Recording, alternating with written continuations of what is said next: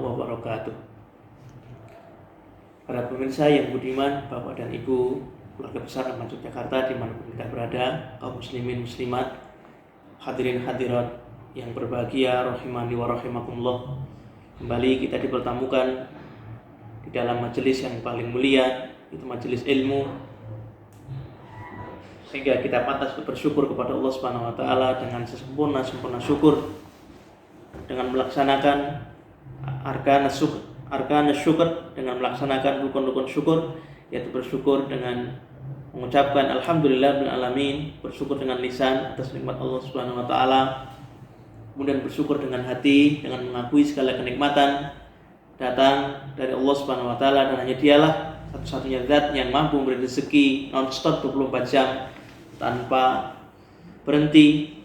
Kemudian kita menggunakan nikmat yang diberikan oleh Allah Subhanahu wa taala tersebut untuk sebesar-besarnya melaksanakan ketaatan kepada Allah Subhanahu wa taala, melaksanakan perintah-perintahnya, baik perintah yang bersifat wujub, wajib, maupun perintah yang bersifat mustahab atau anjuran, dan digunakan untuk menjauhi larangan-larangannya, baik larangan yang bersifat tahrim, haram, maupun larangan yang bersifat makruh atau hal-hal yang dibenci olehnya. Menuntut ilmu merupakan satu wasilah, satu jalan yang tiada duanya untuk mencapai derajat kemuliaan di sisi Allah Subhanahu wa taala. Belajar merupakan satu-satunya jalan untuk mengerti, memahami, dan mengetahui jalan Allah Subhanahu wa taala. Sehingga begitu pentingnya belajar terhadap ilmu agama ini sampai-sampai Rasulullah alaihi salatu wassalam bersabda kepada kita semuanya, man yuridillahu bihi khairan yufaqihu fiddin. Barang siapa yang dikehendaki kebaikan, khairan dengan lafaz nakirah, lafaz yang umum, artinya segala kebaikan dunia dan akhirat, maka tandanya kalau Allah Subhanahu wa taala telah menghendaki kebaikan kepada seorang hamba, maka Allah Subhanahu wa taala akan memahamkan kepadanya urusan agama. Dan untuk memahami, untuk mencapai derajat faqih, maka jalan satunya adalah dengan belajar. Dan untuk mencapai kemuliaan itu, maka juga harus dilakukan dengan kita mendalami kitab Allah Subhanahu wa taala yang terbentang secara kauniyah di alam semesta ini, dan lebih khusus adalah kitab Allah yang berupa Al-Qur'anul Karim, yang dijelaskan dengan lebih terperinci oleh Rasulnya Muhammad Shallallahu Alaihi Wasallam melalui hadis-hadisnya, melalui sunnah-sunnahnya, baik sunnah qauliyah, sunnah takririyah, sunnah af'aliyah, maupun sunnah wasfiyah, baik yang bersifat khuluqiyan atau khalqiyan, baik yang bersifat sifat-sifat beliau dalam mengimplementasikan nilai-nilai Al-Quranul Karim, maupun sifat-sifat khalqiyah secara penciptaan. Bahwasanya Rasulullah SAW secara zat adalah seorang manusia biasa, sama seperti kita, Abdullah, akan tapi beliau diberikan wahyu rasulan, wahyu risalah untuk membawa manusia ke jalan yang benar. Sabda Rasulullah SAW di atas, man yuridillahu bi khairan yufaqihu fiddin. Kebaikan dunia dan akhirat jalannya adalah dengan tafaqquh fiddin. Untuk mendapatkan kebaikan, kesuksesan, kebahagiaan dunia akhirat, maka caranya adalah, dan itu hanya satunya cara, tidak cara yang lain, dengan tafaqquh fiddin, dengan mendalami agama Allah Subhanahu wa taala.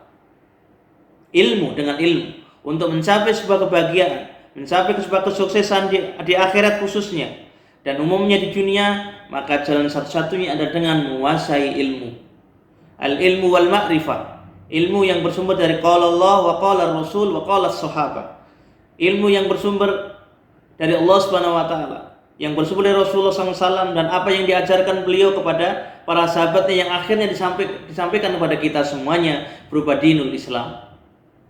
Dan demikian juga untuk urusan dunia, meskipun secara teks kita diberikan kebebasan untuk memperoleh dunia ini, namun sebenarnya secara implisit syariat kita telah memberikan pedoman-pedoman umum, prinsip-prinsip umum bahwa untuk mendapatkan dunia ini kita memerlukan sebuah ilmu. Sehingga sangat benarlah perkataan sahabat besar As-Sahabiyul Jalil Ali bin Abi Thalib radhiyallahu taala anhu, "Man arada dunya fa alaihi bil ilmi, wa man arada al-akhirata fa alaihi bil ilmi, wa man aradahuma fa alaihi bil ilmi." Barang siapa yang menghendaki dunia, maka wajib baginya untuk menguasai ilmu dunia. Dan barang siapa menghendaki akhirat, maka wajib baginya untuk menguasai ilmu akhirat. Wa man aradahuma, dan barang siapa yang menghendaki keduanya, menghendaki ke akhirat dan dunia, maka wajib kita untuk menguasai ilmu tentang keduanya. Jadi al-ilmu wal ma'rifah merupakan satunya jalan untuk mengerti, memahami, dan selamat untuk meniti jalan kebenaran, jalan kesuksesan, jalan kebahagiaan sebagaimana yang telah dicontohkan dan telah telah dibuktikan oleh para pendahulu umat ini, Rasulullah SAW, para sahabatnya, dan orang-orang yang mengikuti mereka dari para ulama yang soleh dengan baik.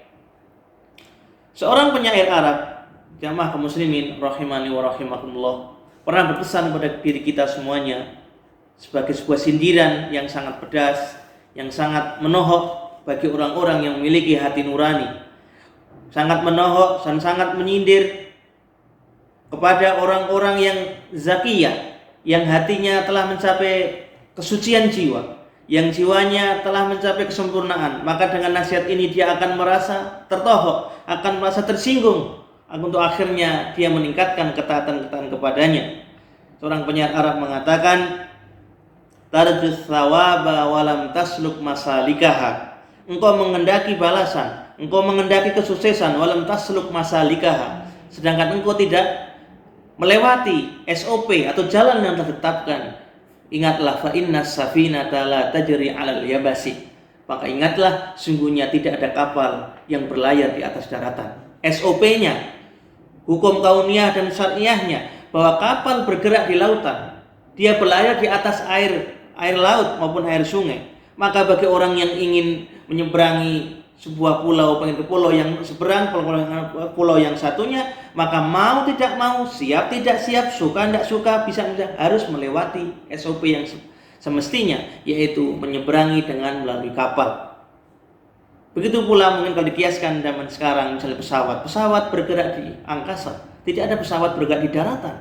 Jadi kalau kita ingin terbang lebih cepat, maka kita harus naik pesawat, siap tidak siap dan suka tidak suka. Karena itu sesuatu yang sudah lazim, sudah semestinya, bahwa untuk mencapai suatu tempat dengan lebih cepat daripada kapal, kita harus menumpang pesawat, harus naik pesawat, sebuah kendaraan yang bergerak lebih cepat secara perhitungan matematis mungkin ya, di angkasa, sehingga kita bisa lebih cepat sampai pada tujuan yang kita inginkan. Dan begitu juga dunia dengan segala isinya, dan begitu pula akhirat. Maka jalan satu-satunya sebagaimana yang disampaikan oleh nasihat Ali bin Abi Thalib di atas, bahwa untuk mendapatkan keduanya, mendapatkan dunia dan akhirat, maka satu-satunya jalan adalah dengan kita mendalami ilmu wal ma'rifah, ilmu yang bersumber dari Allah Subhanahu wa taala, yang telah terbukti dan akan terus terbukti sampai hari akhir. Karena Al-Qur'an adalah mukjizat sampai hari akhir yang senantiasa bisa dibuktikan kemukjizatannya, bahwa jalan ini, ilmu yang bersumber dari kitab inilah yang akan membawa kita kepada kebahagiaan, kesuksesan di dunia dan akhirat. Ma'asyiral muslimin rahimani wa rahimakumullah. Nasihat ini berfaedah dan bermanfaat serta akan membekas di hati orang-orang yang telah mencapai zakiyah, yang jiwa yang telah sempurna, hatinya telah dibersihkan oleh Allah Subhanahu wa taala dengan hikmah, dengan rahmahnya, dengan sebab dia berusaha untuk membersihkan dirinya. Karena Allah Subhanahu wa taala tidak akan membersihkan orang-orang yang tidak membersihkan dirinya. Sebaliknya, Allah Subhanahu wa taala akan membiarkan orang-orang yang sengaja mengotori jiwanya untuk selalu berada jauh dari rahmat Allah Subhanahu wa taala dengan peruntukan hawa nafsunya. Qad aflaha man zakkaha wa qad khaba man dassaha. Sungguh amat beruntunglah orang-orang yang berusaha keras untuk membersihkan dirinya, bersihkan dari dosa, maksiat, dan keingkaran kepada Allah Subhanahu wa taala. Dan sangat celakalah, sungguh celaka orang-orang yang berusaha untuk menjauh dari Allah Subhanahu wa taala, mengotori jiwanya dengan berbuat maksiat dan kemungkaran serta melanggar perintah-perintah Allah Subhanahu wa taala. Demikian yang dapat saya sampaikan kajian pada kesempatan kali ini, mudah-mudahan akan semakin memberikan motivasi dan semangat bagi kita semuanya untuk membersihkan jiwa kita menuju ampunan Allah Subhanahu wa taala, menuju jiwa yang sempurna dan menuju hakikat kehidupan ini, bahwa kita diciptakan wa ma khalaqtul jinna wal insa illa liya'budun. Nanti kata Allah Subhanahu wa taala, tidaklah aku ciptakan kalian kecuali agar kalian beribadah menyembah kepada aku semata. Wa akhiru da'wana alhamdulillahirabbil alamin. Subhanakallahumma bihamdika asyhadu an la ilaha illa anta astaghfiruka wa atubu ilaik. Assalamualaikum warahmatullahi wabarakatuh.